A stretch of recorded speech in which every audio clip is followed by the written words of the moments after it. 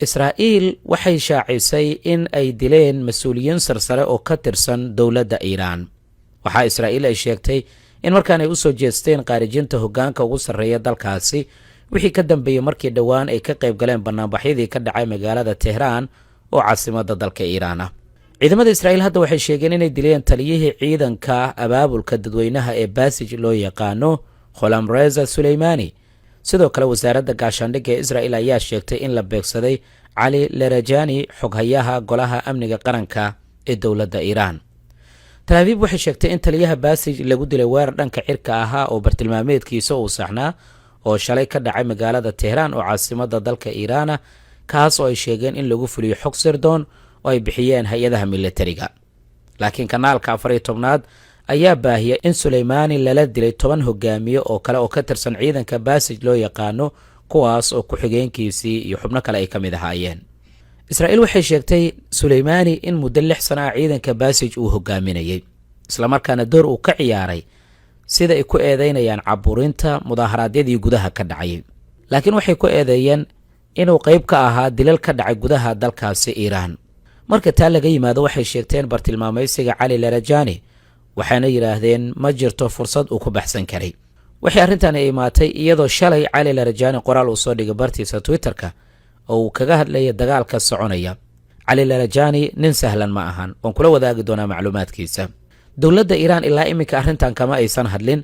warbaahinada qaarna oo dalkaasi Iiraan waxay baahinayeen in Cali Larajani khudbad uu jeediyay la soo bandhigi doono, taasoo muujinaysa inuu weli nool yahay. Israa'iil waxay sheegtay Cali Larajani oo muhiim ahaa inay muddo baadi goobayeen, isla markaana markii ay fursad ay ku heleen maalintii shalay ay ku duqeeyeen magaalada Tehraan. waxay sidoo kale sheegeen inay goobo muhiim ah ay bartilmaamaysadeen saacadii la soo dhaafay. warbixinta mas-uuliyiinta dowladda Iiraan ee Israa'iil ay soo saartay ma waxaa la doonayaa in lagu damiyo hadalhayntii ka dhalatay arrinta ra'iisul wasaare Netanyahu ku saabsan, oo muuqaaladii la soo bandhigay si weyn loo falanqeeyey laguna tilmaamayay inay ahaayeen kuwa caqliga macmalka ah.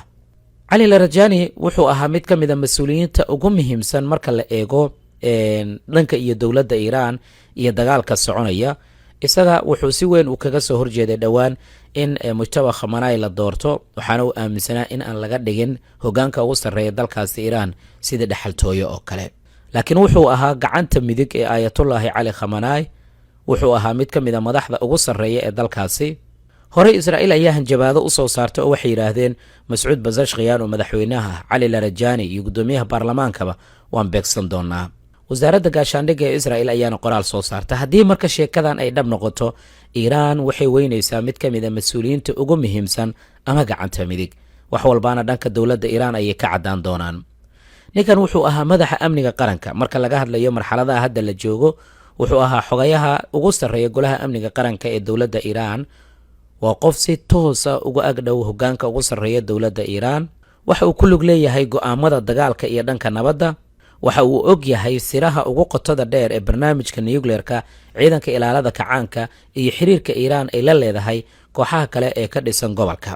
marka dhanka siyaasadda iyo militariga la joogana, wuxuu ninkan uu hore u soo ahaa gudoomiyihii baarlamaanka, wakiil ayuu soo noqday oo waxa uu ahaa kuwa ugu muhiimsan marka laga hadlayo xiriirada siyaasadda iyo sidoo kale ciidamada ilaalada kacaanka ee dowladda Iiraan iyo ciidanka Basij loo yaqaano.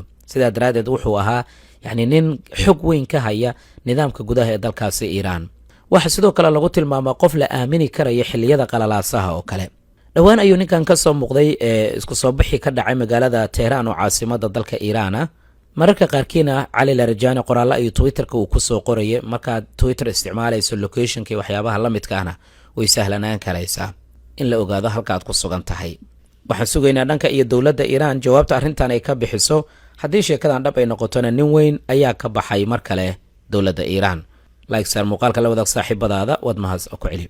suuragal ma tahay marka saacadii ugu dambeeyay maadaama wadahadal iyo isu soo dhowaansho iyo isdhiibid madaxweyne Trump ay dhankiisa inay ka socoto, taasba inay qayb ka ahayd khiyaanada, maadaama madaxweynaha Mareykanka uu sheegay inay doonayaan la xaajoodka dowladda Iiraan, laakiin ay dowladda Mareykanka ku wareersantahay cidda ay la xaajoonayso, isagoo sheegay inaysan isfahmaynin madaxda ugu sarreysa dowladda Iiraan oo uu sheegay inay xitaa uu ku tilmaamay xagjiriin iyo waxyaabaha la midka inay yihiin.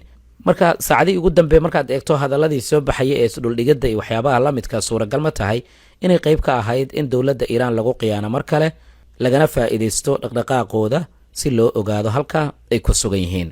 waan arki doonaa arrimahan waxyaabaha ka soo kordha dhanka iyo dowladda iiraan iyo jawaabta ka timaada. like sar muuqaalka la wadaag saaxiibadaada, waad mahadsan tahay.